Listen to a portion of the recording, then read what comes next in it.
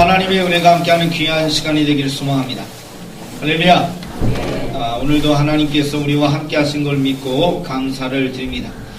우리가 이 땅의 삶을 살아가면서 악이라는 것과 선이라는 것을 우리가 많이 판단하게 됩니다. 이건 선하다, 이건 악하다.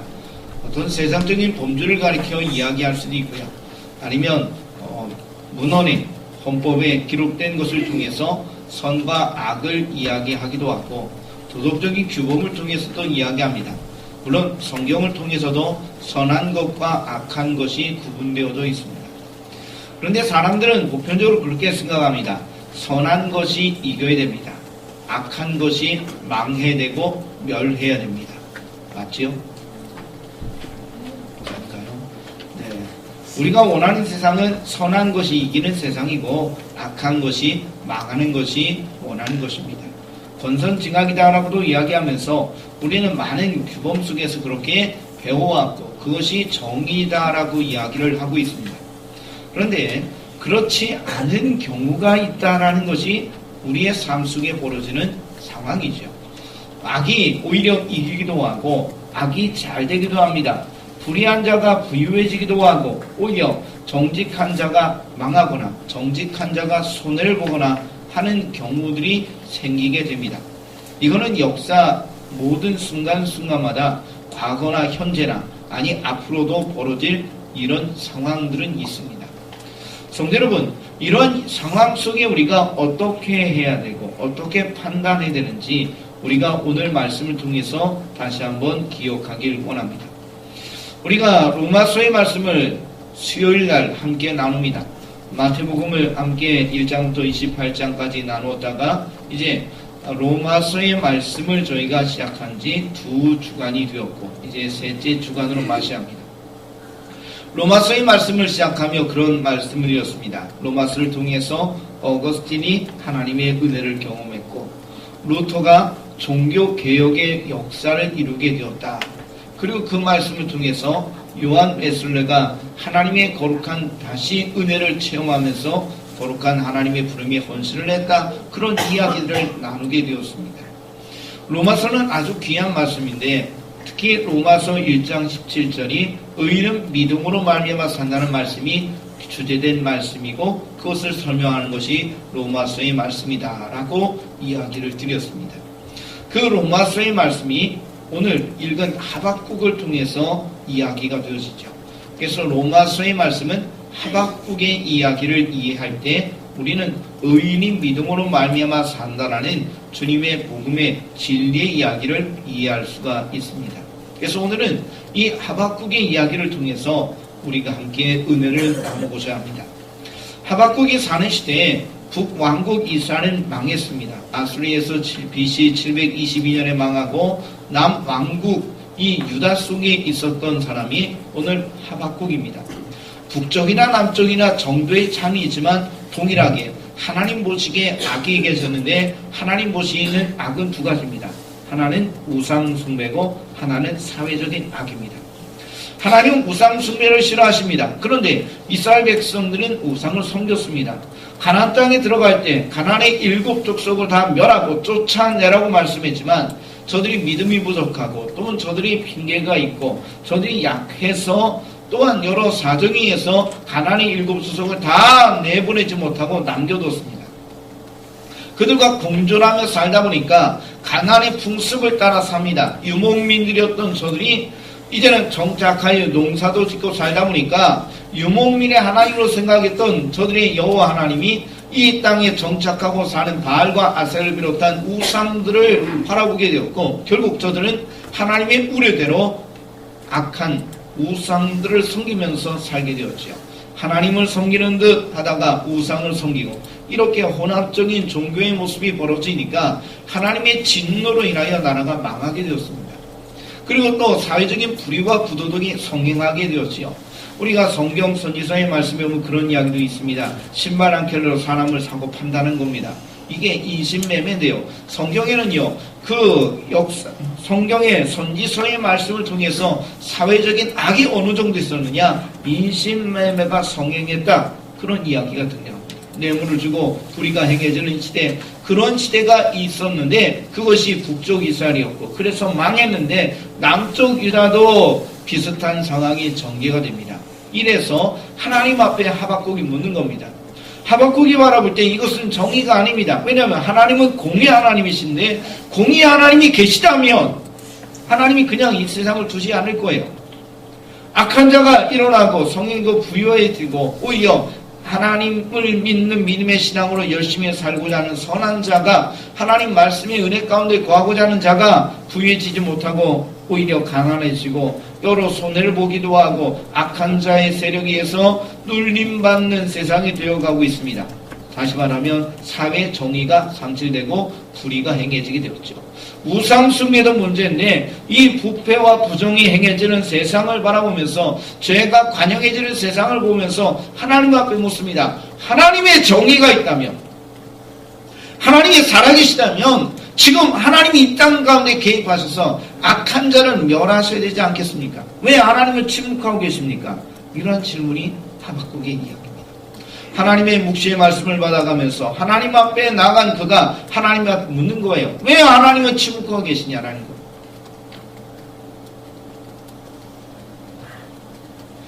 하나님의 말씀을 그가 받아들이면서, 그리고 또 다시 하나님 앞에 질문하면서 벌어지는 이야기가 하박국 1, 2, 3장의 말씀을 통해서 기록이 되어져 있습니다. 여러분들, 사회적인 악이라는 것이, 악한 자들이 오히려 성행하는 것, 사실 우리가 사는 세상에서도 가끔 보여지게 됩니다. 아니, 앞으로도 그런 일은 벌어질 수도 있습니다. 그때 우리가 하박국 같은 질문을 하겠지. 왜 우리는 안 되고 저들은 되냐? 예수 믿는 우리는 안 되고 예수 믿지 않는 저들은 잘 되는가? 하나님의 말씀대로 의의 길을 걸어가보자 우리는 안 되는데 왜 저들은 악하게 길을 걸어가는데, 악한 삶을 사는데 왜 잘 되느냐? 라는 질문을 하겠지요. 우리도 동일한 질문을 할 수 있는데, 하박국은 그 질문에 대한 하나님의 말씀, 대답, 응답의 말씀이 기록이 되어져 있습니다. 자, 성경에 주님이 그런 말씀을 비유로 설명해 주셨습니다.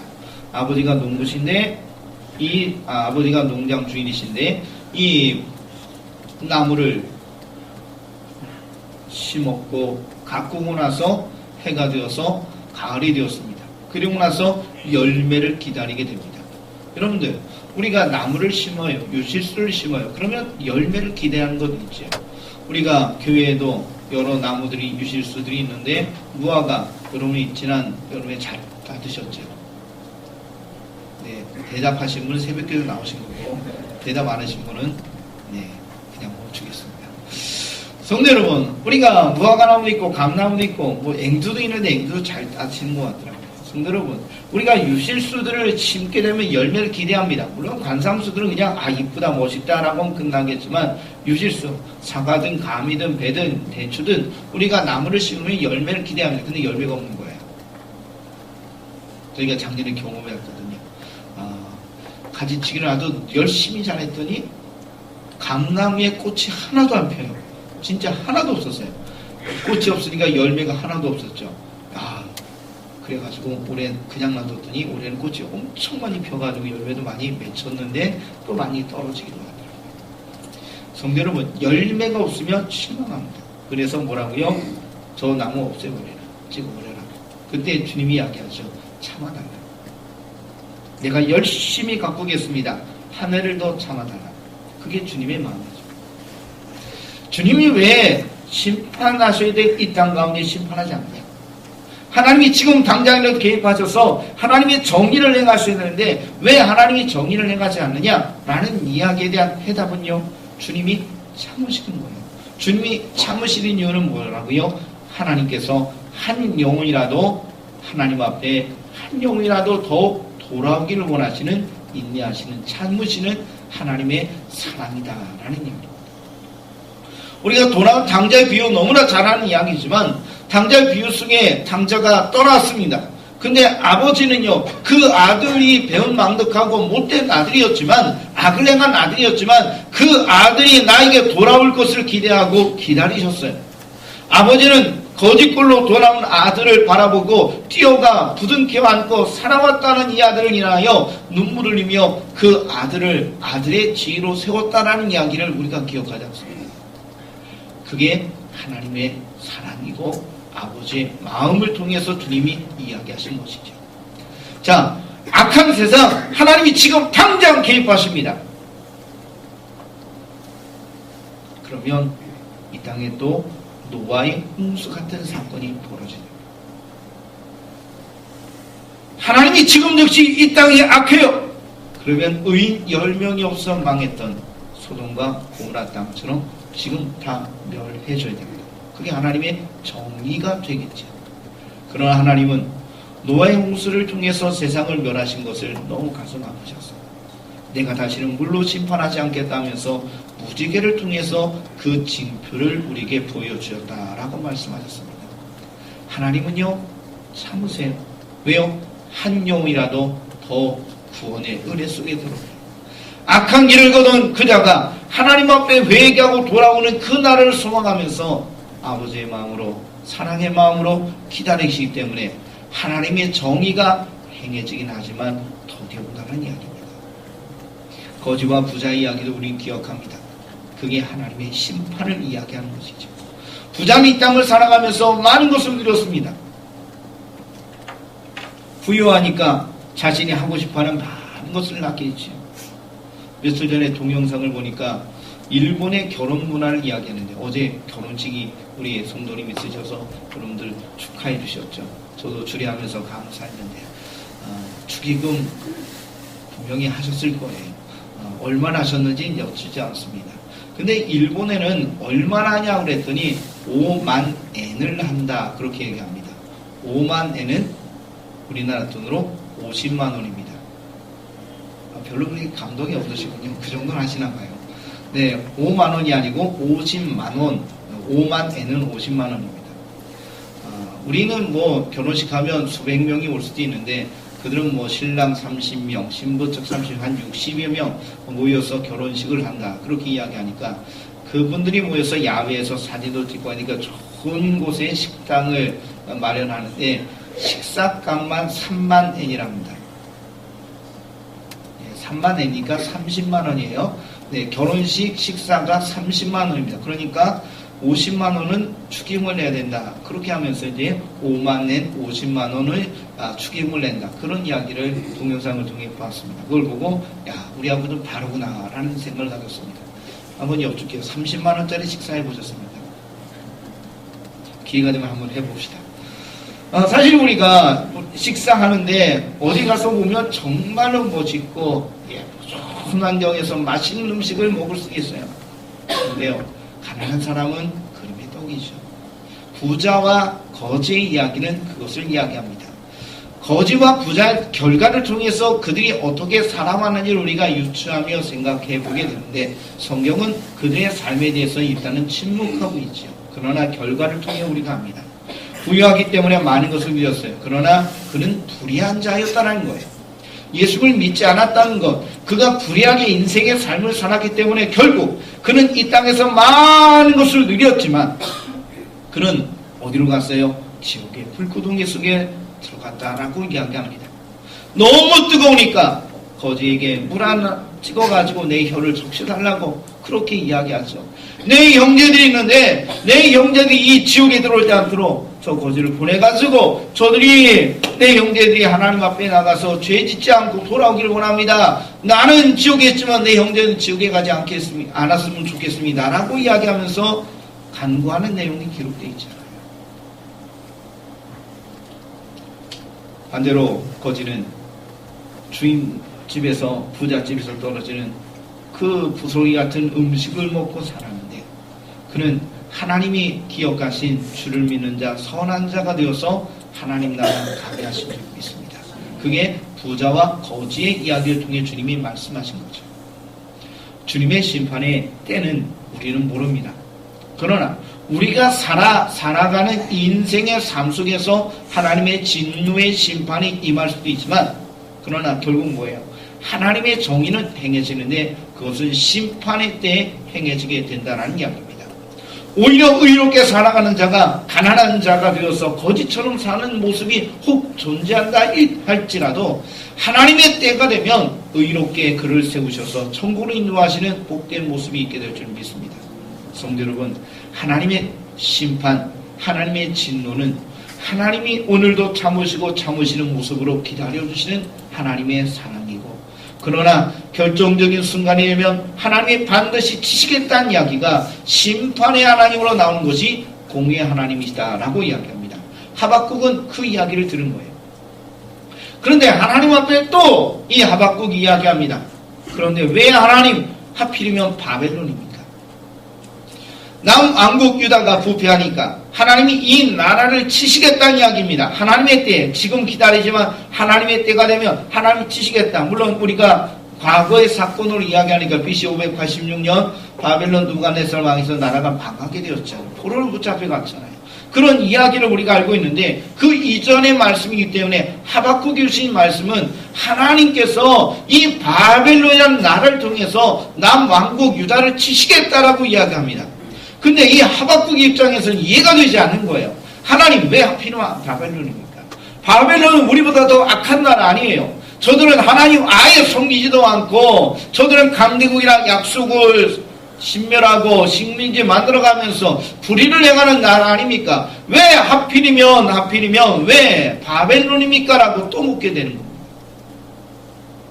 하나님의 심판이 임하지 않는, 정의가 행해지지 않는 듯한 모습을 인하여서 가슴 아파하는 그가 하나님 앞에 물었더니 아니야, 하나님은 심판하시겠다라고 말씀을 해주셨어요. 근데 그 심판의 도구가 두 번째로 바벨론이라고 이야기하니까 하박국은 이해할 수 없어서 하나님 앞에 묻습니다.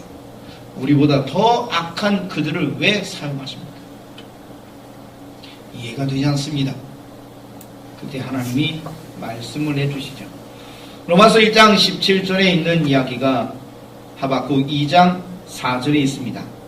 의인은 그의 믿음으로 말미암아 사니라. 할렐루야.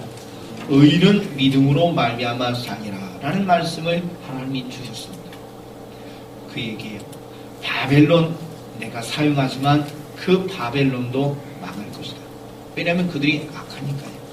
악한 자를 하나님이 사용하셔서 이 남왕국을 치시겠지만, 그러나 저들이 악하기 때문에 그릇된 길로 갔기 때문에 하나님이 저들도 멸하실 것이다 라고 이야기하시는 것이 하나님께서 말씀하신 정의에 행하시는 일이었다라는 겁니다. 그제서야 하박국은 알게 되었어요. 하나님의 정의는 반드시 행해지게 되는데, 하나님의 정의가 행해지는 것은 우리가 생각하는 그 기간이 아니라, 그 때가 아니라 하나님이 더디 행하시면서 참으시고 한 영혼이라도 구원의 길로 인도하고자 하시는 하나님의 사랑인데, 결국 하나님의 때가 되면 심판의 때가 임하게 될 것이다. 그런데 그것이 바벨론이라 할지라도 악한 것이라 할지라도 오히려 하나님의 나라를 심판했기 때문에 그들이 멸망하게 될 것이다 라고 이야기합니다. 바벨론은 정말로 강한 나라입니다. 그들이 세운 제국에 대한 유적들이 발견되는데 우리가 상상할 수 없을 정도로 강한 나라입니다. 그런데 그 나라도 망하고 말았습니다. 성도 여러분, 그 모든 이야기를 들은 이 하박국이 자신의 마음속에 있는 이 궁금증이 완전히 풀렸어요. 하나님의 심판이 임할 것입니다. 야, 그래, 하나님은 정의를 행하시는 분이야. 근데 바벨론을 중에 치신다, 이해할 수 없던 그에게 이 바벨론도 망할 것이라는 이야기 들어가면서 하나님은 역시 하나님이라는 것을 인정하면서 그는 그 고백을 오늘 우리가 읽은 말씀을 통해서 이야기합니다.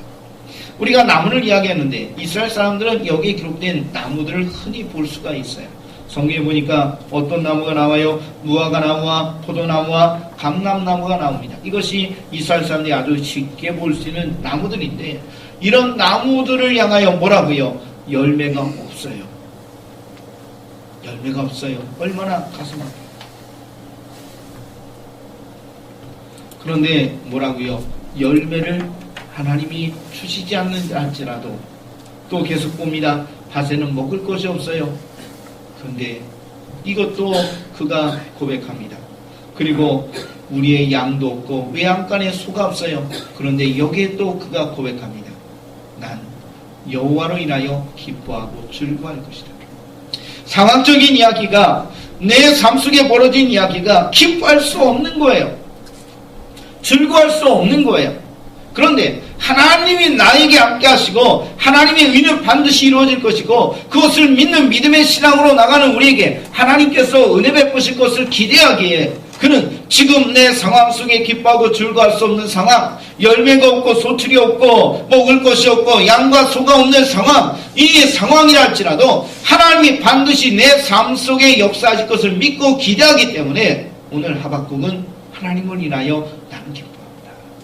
믿음으로 그 모습을 소망하고 기대하고 바라봤던 이 하박국은 하나님 주신 말씀을 통하여 속이 시원해지면서 하나님 앞에 그렇게 고백하는 겁니다. 감사합니다. 감사합니다. 성도 여러분, 저는 오늘 이 말씀을 보면서 이렇게 이야기합니다. 한번 따라합시다. 감사는 믿음의 고백입니다. 범사에 감사하라. 라는 말씀 있지요. 범사에 감사하라. 모든 일에 감사하라는 이야기예요. 감사할 수 있는 것에 감사한다. 누구나 하겠지요. 그러나 성경은 우리의 삶 가운데 혹 감사할 수 없는 상황 속에서도 감사하라. 그게 범사에 감사한 겁니다. 오늘 기록된 말씀, 나무에 열매가 없어요. 밭에 먹을 것이 없어요. 우리의 양이 없고 외양간에 소가 없어요. 감사할 수 있는 상황이 절대로 아닙니다. 그런데 뭐라고요? 그 상황 속에 나는 감사합니다. 하나님만을 바라보니 나는 즐거워요. 기뻐요. 나는 감사합니다. 라고 고백하며 나아갑니다. 하나님이 우리의 도움이십니다. 하나님이 나의 힘이십니다. 하나님 나를 세워줄 것을 기대합니다. 그렇기 때문에 오늘 하박국 선자는 하나님 앞에 묻고 하나님의 말씀을 들어가면서 자신의 궁금증이 풀어가면서 이로 인하여 하나님 앞에 감사하면서 나가는 이야기를 우리가 오늘 읽었습니다. 이제 여러분들에게 하나님의 말씀을 드립니다. 여러분들 감사할 수 있는 것 감사하십시오. 아니 감사할 건 있는데 감사하지 않으면 그게 안 되지요. 마땅히 감사해야 될 것입니다. 한번 옆에 있는 분에게 이야기합시다. 감사할 것이 있으면 한없이 감사하십시오. 그래요. 감사할 것이 있으면 한없이 하나님 앞에 감사를 드려야 됩니다. 그런데 우리에게 오늘 하박국에게 주신 말씀은 뭐냐면 감사할 수 없는 가운데도 감사하는 삶을 살아야 된다는 겁니다. 기뻐할 수 없는 가운데 즐거울 수 없는 가운데 하나님을 믿는 믿음의 신앙으로 우리가 나가면 하나님 우리를 구원하시고 도우실 것을 믿는 그 믿음의 기대 속에서 우리는 기뻐하고 즐거워할 수 있어요. 그 이야기를 다시 이야기합니다.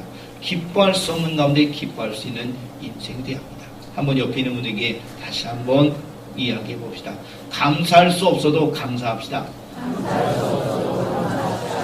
그래서 감사는 믿음의 고백입니다. 하나님 앞에 믿음의 고백으로 나아가면 감사하는 것 당연히 해야 되겠죠. 감사할 수 있는 것 감사해야죠.